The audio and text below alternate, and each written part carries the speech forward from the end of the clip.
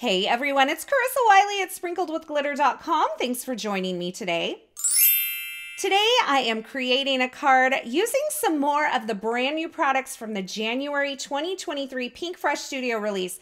And today I am going to experiment with and troubleshoot some white opaque foil. Now, spoiler alert, it was not the foil. I'm just gonna tell you that. But it is my first time using it, and so I was like, does this work different than the other foils? Now, I'm using my Gemini foil press today, and I'm going to start by hot foiling this gorgeous floral image from the Wonderful in Every Way hot foil plate set. This is a part of the new Wonderful in Every Way product suite, which features a stamp set, a coordinating die, layering stencils, as well as the hot foil plate. So today I am using some Glimmer champagne foil and I'm hot foiling onto some Hammermill smooth white cardstock, and you can see I have gorgeous results. Now, when I use my Gemini foil press with the Glimmer foils in particular, yes, you can use them with the Glimmer foils, but I like to use it on the medium heat setting. So that's really important. The Glimmer foils like a little more heat than the Gemini foil press foils. So make sure if you're using a Glimmer foil that you're going to use it on the medium heat with the Gemini foil press. Now I'm going to start layering up these stencils, or lining up these layering stencils and adding color to my image. And today I'm using the reds from the Pinkfresh Studio line. I'm starting with passion fruit and I'm going a little deeper and darker than I normally would, but I've forgotten how much I love a bright, bold red with kind of a sea glass or aqua color. It is absolutely stunning, and I love the way that this finished floral piece really pops off the background. So I'm starting out with passion fruit, and then I'm going to move into candy apple. Now, I am not going darker than candy apple. Candy apple is as dark as I'm going to go. So I'm going to use it for the base of this large flower and that other flower off to the left.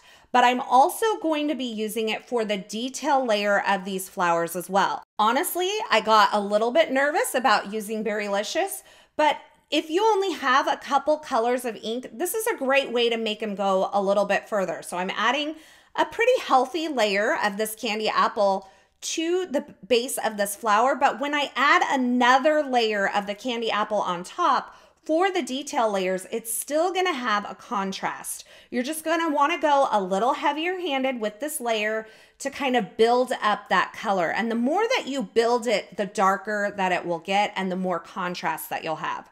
I wasn't going for like super high contrast on this, but I did want there to be those areas of darks and lights. So I used the same color ink and you're gonna see it works out beautifully. Now I'm gonna skip through some of the stenciling here. I did the leaf layers in olive and evergreen, both from Pinkfresh. They are from different color families. I love the way they mix together. And then I am going to go ahead and use the coordinating die to die cut this gorgeous foiled and ink blended floral piece, as well as the sentiment that I hot foiled earlier. And that's from the Wonderful Sentiments product suite. It's available in a stamp set as well as a hot foil set. So you are covered whether you want to do this with hot foil or stamping, or if you want to try it with both. So once I had that kind of figured out, I was like, I want to try out this opaque white foil. It's been in my stash for a long time. I haven't used it. I've heard it's fabulous. I'm going to go ahead and create a rectangle frame on my card front on this sea glass cardstock and have that white frame kind of frame out this gorgeous floral. So I'm going to take a piece of the foil that's big enough for this hot foil plate that I'm using. This is from the Nested Rectangles hot foil set from Pinkfresh Studio. There is a coordinating die set. I will be using that as well. I'm going to trim my foil down and then position my hot foil plate, and I'm going to place it on my Gemini foil press platform. Now, I want to mention something about the Gemini foil press. I love it. I get great foiling results with it, but the platform does warp over time.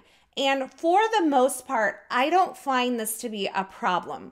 The great thing about that is that the platform is replaceable. So if you have a Gemini Junior and this is your only option, the good news about this warping is that it is replaceable. But for most of my foiling, I've been using a warped platform for quite a while and it doesn't seem to be a problem. Now I have my foil press on medium heat. I set my timer to about a minute, which is what I normally do with every other foil. And I ran this through my Gemini Junior to press that foil plate and the foil onto my cardstock. Now, there's a couple of factors here.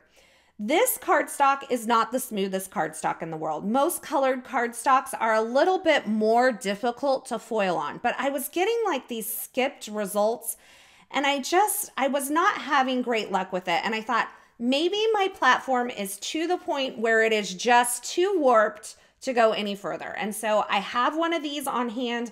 I'm going to go ahead and bust it out and see if a brand new platform makes the difference. And spoiler alert, it did. So this is a nice brand new platform. There's no warping. I have my heat set to medium on my Gemini foil press. I'm placing my hot foil plate with the foil pretty side facing the pattern of the foil plate. It's a little bit harder to tell on the opaque white, but it's a shinier side that's going to face the pattern of your hot foil plate. And then I am going to just hold all of this in place with a piece of the Spellbinder's Best Ever Crafting Tape. I love this tape for hot foiling because the heat of the hot foil machine doesn't seem to transfer the adhesive to the cardstock. So I set my timer for a minute, ran that through my Gemini Junior, and guess what? I got the most beautiful results. So I think it was just in the end, I had to do a little bit of troubleshooting, but the result was just that I needed a new platform for my Gemini foil press. And now I'm going to make sure that when I store it, I am disconnecting this platform from the heating source so that it doesn't warp while I'm just sitting there. So I'm just going to be cognizant in the future and not leave my platform engaged when I'm not actually foiling. It's going to take it a minute or two to heat up when I'm ready to use it, but I'm going to save my platform from extra warping if I'm not constantly just allowing it to heat and not actually using it. So I've cut several extra layers of both the sentiment as well as the floral piece from some plain white cardstock. Now, the sentiment is going to overlap with that foil piece. So I need to take off some of the sentiment to the right there on my extra pieces so that it doesn't, it all lines up. This will make sense. So I have 2 layers stacked together of the sentiment. I'm just trimming off some pieces on the right so that it can overlap. And then I added 2 or 3 layers of these plain white die cuts of the floral image. I'm adding some glue on top of that. And on the top of this, I have a layer of vellum that is slightly offset from that floral image, as well as my stenciled and foiled piece. So this has a really solid and sturdy and dimensional look to it. And it's going to really just elevate off of this card in a very special way. I think this is great. If you don't like to layer up die cuts, don't do it. You don't have to. I promise it's fine. I'm like, if you know me, I like the dimension. It's just who I am. I'm a little bit extra like that. You could also use foam tape if you're more comfortable with that. Once I have this all layered up along with that vellum piece that's slightly offset peeking out from that top stenciled layer, I'm going to add liquid glue to the back of this and add it onto this panel that I die cut using the Nested Rectangles die set that coordinates with that Nested Rectangles hot foil plate. So you can see I have a gorgeous opaque white frame there. I think it's a great way to kind of set this card front off. I'm adding the 4 cut layers of plain white cardstock behind my full foiled sentiment. And then I'm going to add liquid glue to the back of it. So on that very right side, there's liquid glue, but there's no dimension. So when I put it over the floral image, it's going to make contact with the floral image, but the part to the left of the floral image is going to have those die cut extra layers behind it to give it dimension and weight and keep it nice and sturdy even through mailing. So once I get all of that position on there, it is time to take this card front and add it to a card base. And you guessed it, I'm going to use a layer of foam adhesive. These are the foam adhesive panels that I make to go on the backs of my card front. They are a nice solid layer of fun foam along with some 5-inch Be Creative or score tape on the back of it. So I keep these pre-made in my craft room so they're ready to go. I'm gonna place that onto a top folding A2 size white note card, and I'm gonna finish off this entire card with some metallic gold pearls from Pinkfresh Studio, just adding them on with a little bit of liquid glue, and that finishes off my card project today. Isn't this gorgeous? I love the pop of that red against that aqua blue background, and I'm so glad I finally took the time to take something out of my drawer that I knew I would love and just kind of experiment with it just a little bit. And I just want to encourage you, just like a stamped image, everything doesn't always turn out perfect the first time. Persevere a little bit. I promise the process, you'll learn something in it and it will be worth it in the end. And today I'm so glad I didn't give up on this white foiled frame because it is gorgeous. Now, as always, I will have links to the featured products used in this project in the description at YouTube, but head on over to my blog at sprinkledwithglitter.com. Over there, you'll find more information, more still shots, a complete list of supplies, as well as some information on an Instagram hop happening today to celebrate this brand new release from Pinkfresh Studio.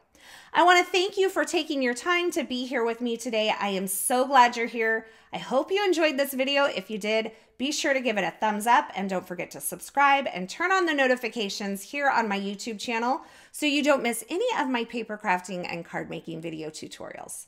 Thanks again, and until next time, I hope you have a fabulous day.